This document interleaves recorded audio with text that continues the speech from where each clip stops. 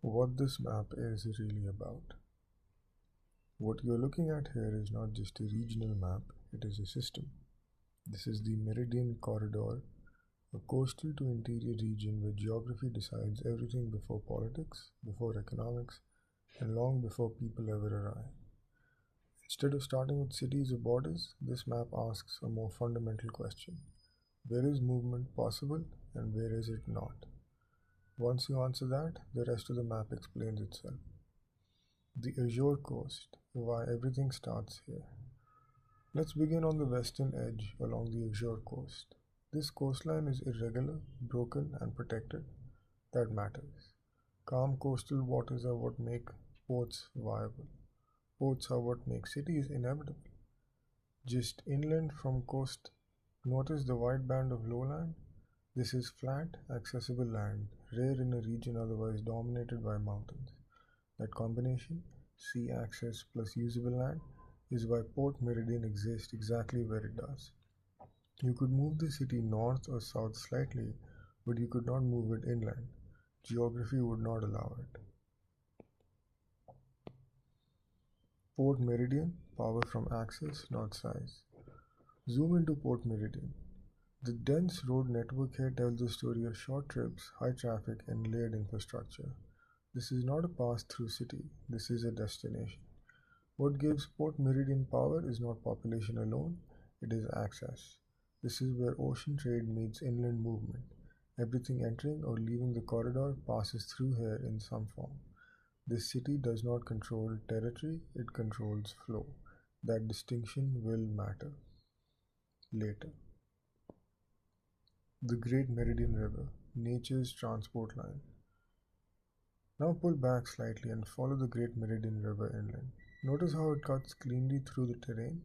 Rivers like this do not just provide water, they carve valleys, lower elevation, and create the only feasible routes through otherwise hostile land.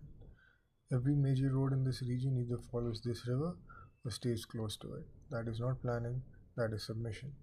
Long before highways existed, this river decided where movement would be cheapest. Meridian Mountains, the barrier that shapes everything. Shift your focus to the Meridian Mountains. This is the dominant feature of the entire map. This is continuous, elevated, and difficult to cross. Most importantly, it is not evenly passable. Look at how roads simply stop when they reach it. No grids, no shortcuts, just constraint. This mountain range does not divide land, it divides opportunity. High Pass Camp, small place, massive importance. Now zoom into the labeled High Pass Camp. This is the only low resistance crossing through the Meridian Mountains. Naturally, that is where High Pass emerges. High Pass is not large, and it does not need to be. Its power comes from inevitability. Every truck, every train, every inland journey must squeeze through this narrow opening. This is a classic geographic choke point. Whoever controls High Pass controls the corridor, regardless of how small the town itself might be. The Lake District, comfort in the interior. Move east into the Lake District, anchored by North Oaken Lake and South Oaken Lake. Immediately the texture of the map changes. Roads stretch out, settlements become linear, space opens up. Lakes stabilize climate, support agriculture, and make interior living tolerable. That is why Lakewood exists along the lake edge, not away from it. This is not a transit city like High Pass, and not a controlled city like Port Meridian. This is a lifestyle city. Geography here invites people to stay rather than pass through. Lakewood, a city built along the water. Zoom in on Lakewood. Notice how the city stretches along the lake rather than radiating outward. This is a telltale sign of terrain constraints on one side and water access on the other. Lakewood benefits from the corridor without depending on it. That makes it politically and culturally distinct from both coast and plateau. The Eastern Dry Plateau, space without density.